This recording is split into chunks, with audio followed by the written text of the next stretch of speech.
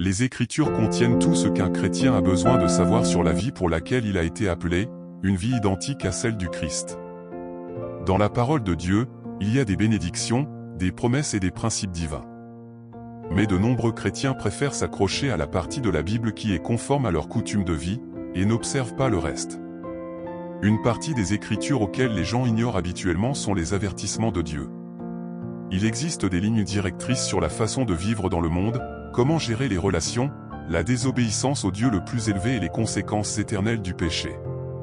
Ces conseils ne sont pas destinés à provoquer la peur mais à fournir des avantages, qui sont de la connaissance, pour le sauver de la condamnation éternelle. Dans le livre de 2 Timothée, chapitre 3, il est écrit sur les derniers jours, et nous n'avons aucun doute que nous vivons dans des moments dangereux. Tous les signes que le Seigneur Jésus a rapportés dans Matthieu, 24 chapitres, nous vivons déjà, les nations s'élèvent contre les nations, la faim et la pauvreté, et les riches sont de plus en plus riches. Il est très dangereux de ne pas donner d'importance à ces avertissements. Que disent les Écritures 2 Timothée, chapitre 3, versets de 1 à 5 ?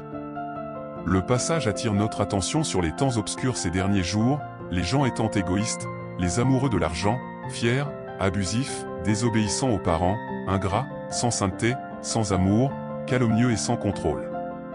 Compte tenu de ces caractéristiques, il est conseillé de faire une auto-analyse. En tant que chrétien, il est nécessaire d'être remis en question avec sincérité. Avez-vous resté ferme ou le système mondial vous a détourné de votre position en Christ ?